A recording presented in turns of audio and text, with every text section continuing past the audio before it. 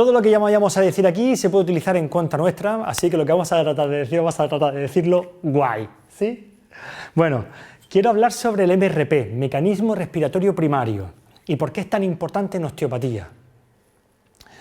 Es una base de tratamiento, no hay que olvidar que esto es un arte dentro de todo lo que hay que estudiar mucha anatomía, hay que estudiar mucha fisiología, hay que estudiar mucho la mecánica, la biomecánica del cuerpo para luego irnos a la percepción, irnos a una escuela de motilidad como es EMPO, ¿no? que vamos trabajando lo más sutil. Pero para trabajar lo sutil hay que saber mucho, para hacer las cosas sencillas hay que saber mucho. Entonces, estamos viendo un esquema, un cuadro, ¿no? del cráneo, de una fotografía sacada del libro de Rouvier, y que quiero empezar por aquí para que entendamos que el cráneo tiene una arquitectura y un diseño que me parece muy interesante a la hora de entender por qué luego un cráneo puede provocar un problema de boca, puede provocar un problema de rodilla, y cómo un problema de ojo puede alterar la mecánica de la cintura escapular, o cómo un golpe en el temporal puede desequilibrar a una persona, y cómo, no sé, cómo todas las cadenas musculares están sosteniéndose en el cráneo. Quiero hablar sobre el MRP, mecanismo respiratorio primario. Se llama así porque se supone que está antes del nacimiento, ya cuando se cierran las membranas de tensión recíproca, las membranas de las meninges del sistema nervioso central, cuando ya se cierra este sistema, ya se supone que está este mecanismo respiratorio primario, por eso se le llama así, primario, ¿vale? Porque está antes que el respiratorio.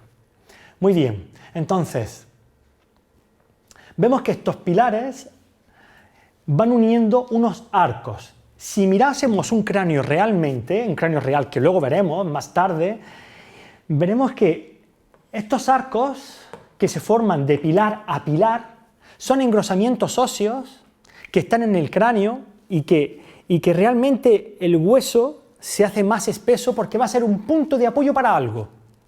En este caso aquí es un punto de apoyo para unas cadenas musculares que vienen desde abajo.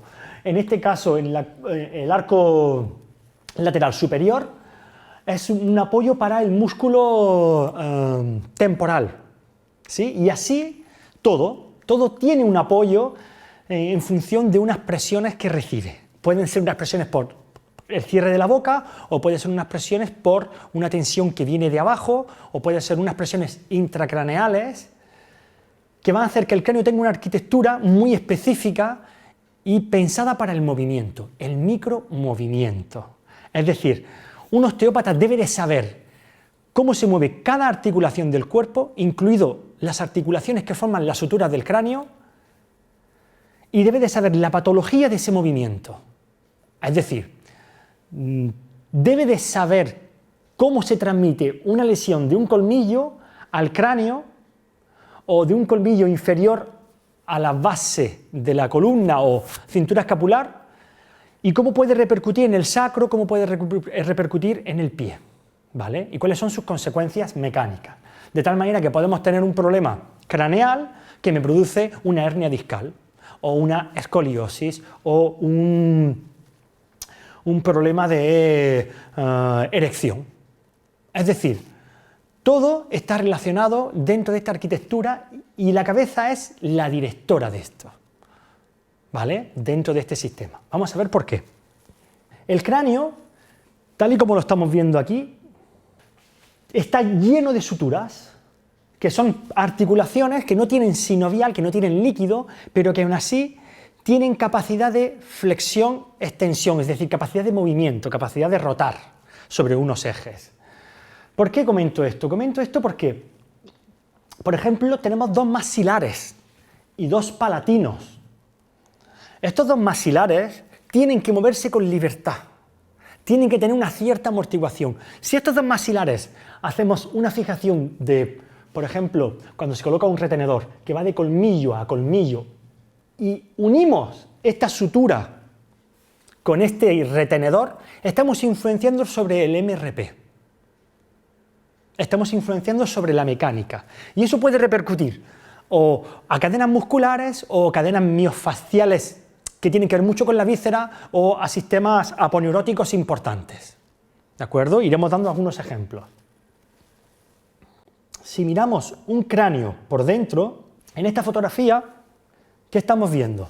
Hemos cortado un cráneo real, ¿no? Han cortado un cráneo a esta altura, de tal manera que estamos viendo lengua, estamos viendo los senos maxilares, estamos viendo los senos del etmoides y la parte frontal con hemisferio derecho, hemisferio izquierdo.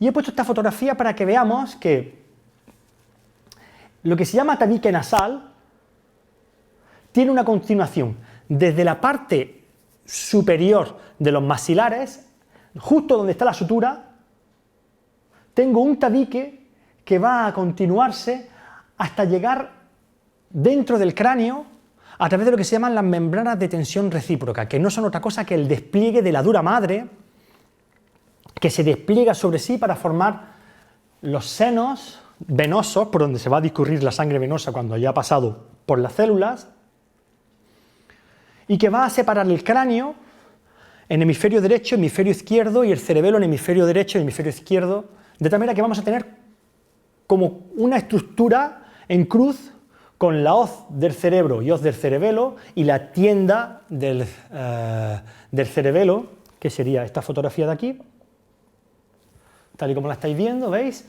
Esto es un corte igual que el de antes, pero esta vez me han cortado por detrás, estamos a la altura de parietales occipital, por detrás del agujero magno, y estamos viendo hoz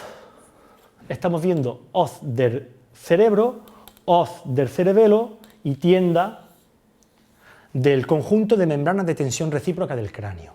Estas membranas tienen fijaciones y van a apoyarse sobre estos pilares y estos arcos que hemos visto antes. Es decir, donde yo me encuentro un engrosamiento óseo, por dentro tengo el apoyo del sistema de membranas de tensión recíproca. Allí donde tengo el hueso más poderoso, tengo más estructura ósea, es donde tengo esta inserción apoyándose.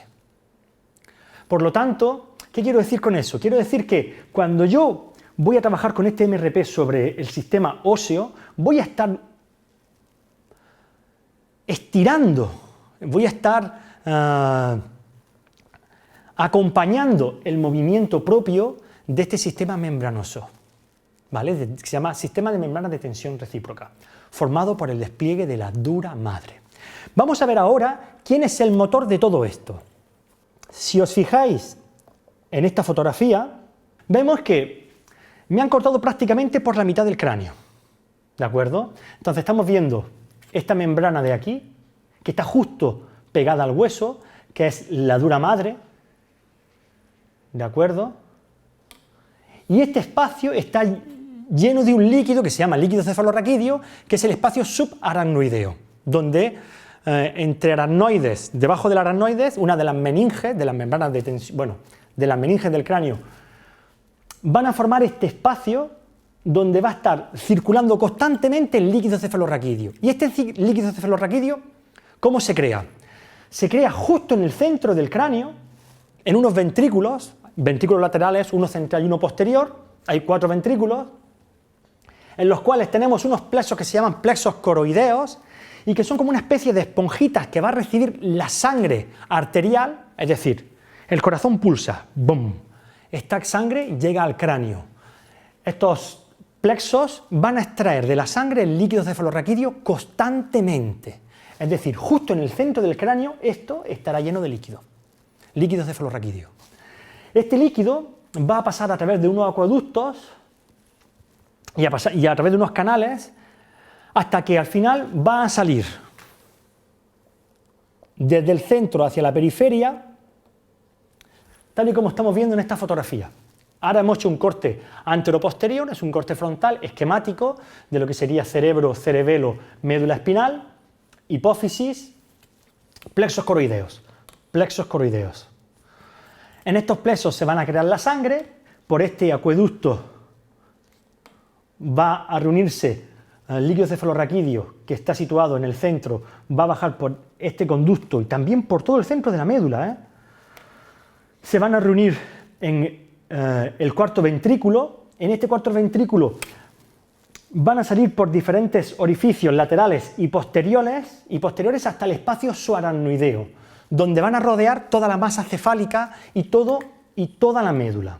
Entonces, este líquido constantemente se está creando y hincha literalmente, llena como si fuese un globo que estamos inflando. Imaginaros que inflando este globo que tengo dentro de un espacio cerrado, que sería el cráneo y la médula espinal y la columna vertebral, imaginaros cómo estaría apretando sobre los huesos. Es por eso por lo que los huesos nunca terminan de soldarse, porque cuando tú dejas dos huesos unidos entre sí se sueldan. Si hay suturas es porque hay movimiento, aunque sea micromovimiento. Y el MRP se tarda en aprender a escuchar. No se puede llegar y colocar en las manos y decir yo ya estoy sintiendo el MRP.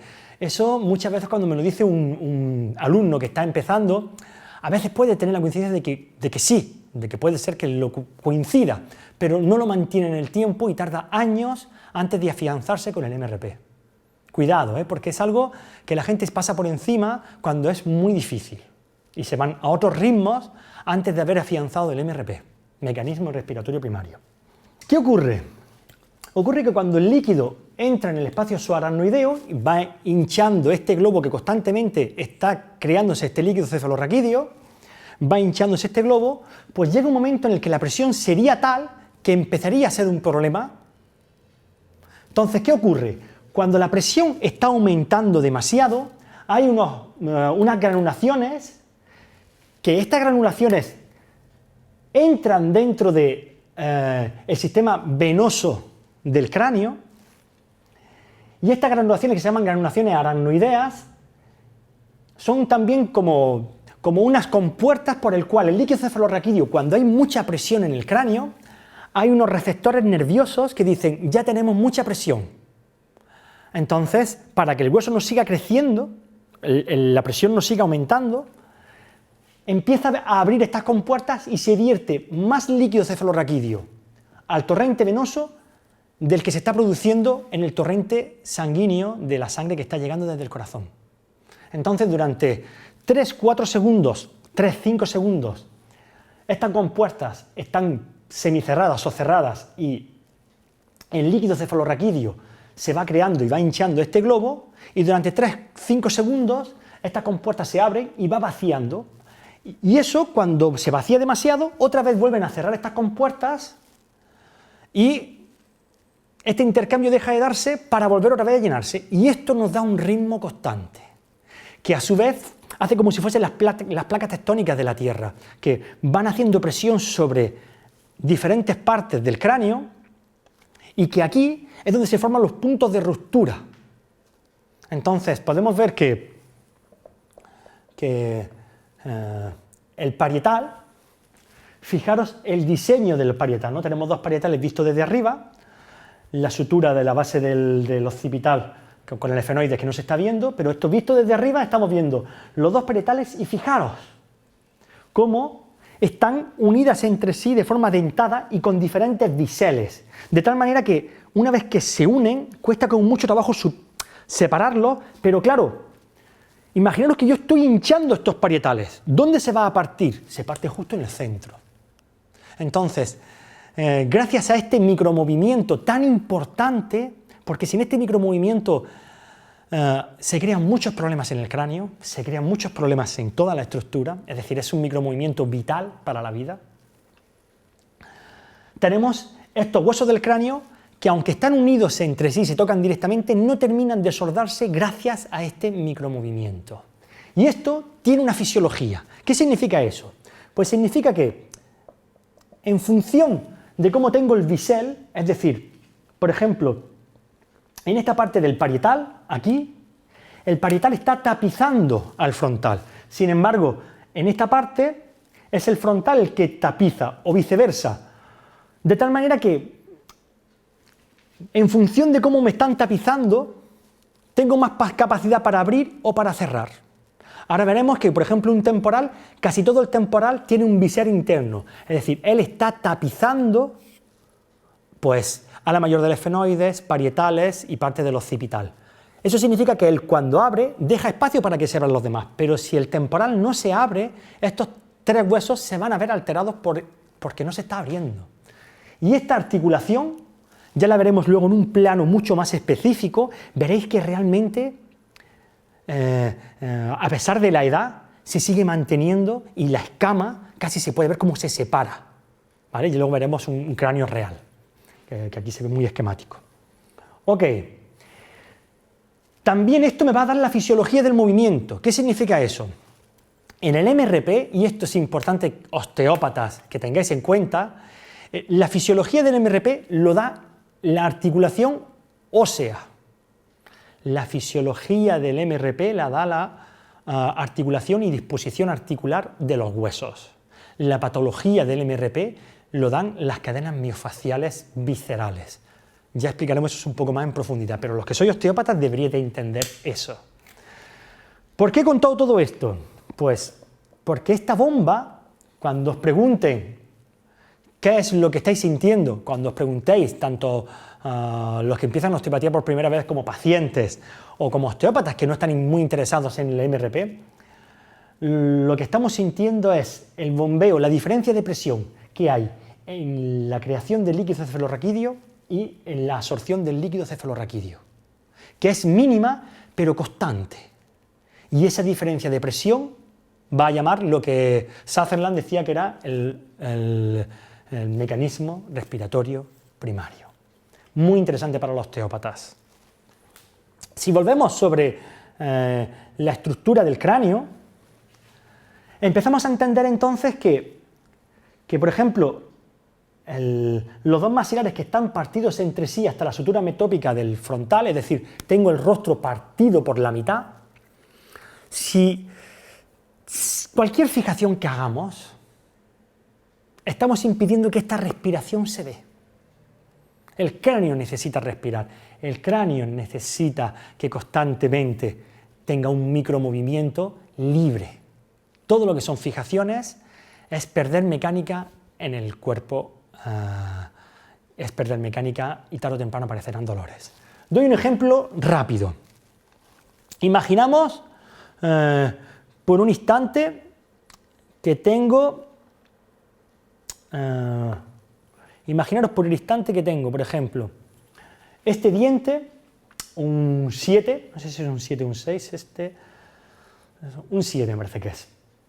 Imaginar que este diente no está y que la persona empieza a cerrar y que la articulación donde tengo que cerrar, estoy machacando esta articulación, que me va a modificar la presión de este pilar, que a su vez este pilar da inserción, por ejemplo, al esternocleido occipito mastoideo o al disgástrico, que a su vez el disgástrico va a ir hasta el hueso ioides y del dioides hay un músculo que se llama homoioideo y que desde mastoides a través del ecón voy a llegar a clavícula esternón y que simplemente por esta masticación incorrecta voy a tener un desequilibrio de la cintura escapular que me va a producir 3 años después del problema del diente una epicondilitis del brazo izquierdo, que es como secuela del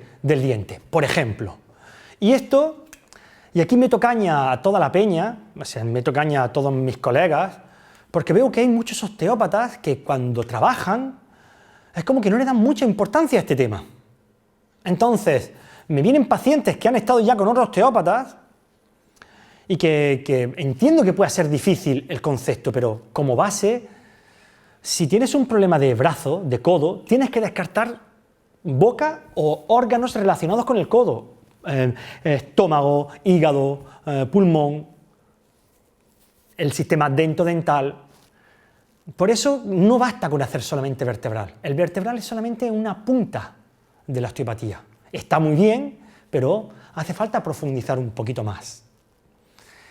Y hay que trabajar con estas presiones. La presión que manda el corazón al cráneo no es la misma que cuando ha pasado ya la sangre por la célula, la ha alimentado y sale del cráneo.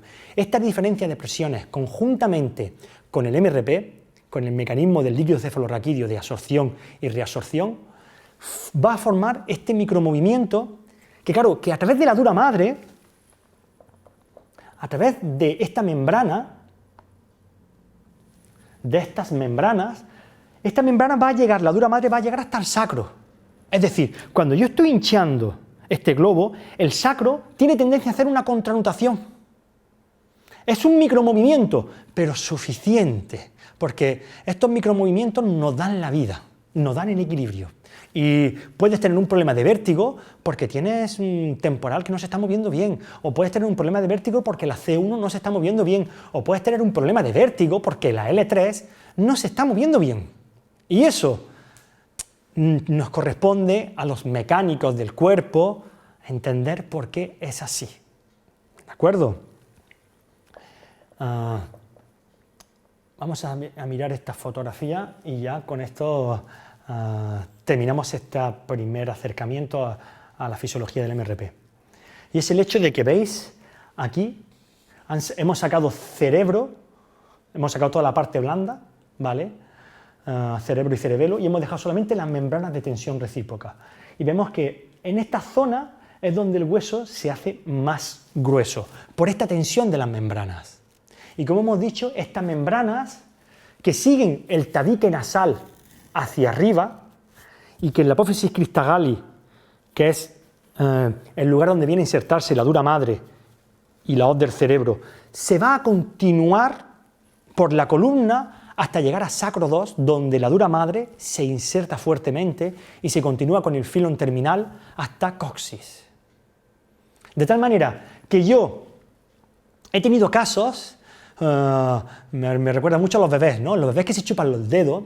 Fijaros que cuando se chupan el dedo, lo que hacen es tratar de poner en marcha los dos maxilares, seguramente porque ha habido un trauma craneal o porque sus dientes o la posición ósea con la que viene predispuesto va a estimularlos para mejorarlo, o para relajarse, o para estimular este mecanismo respiratorio primario. Entonces el bebé se chupa el dedo como técnica osteopática. O sea, es una técnica muy poderosa porque aquí tenemos un pilar que se llama pilar frontonasal, que se continúa con el tabique desde el maxilar superior hacia atrás, hasta justo el centro del cráneo, que hay un sitio muy importante que es donde está la hipófisis.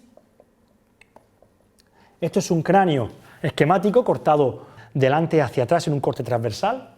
Esta sería la parte anterior, esta es la parte posterior. Estamos viendo el agujero magno y aquí estaría la hipófisis. La glándula, la orquesta del sistema endocrino.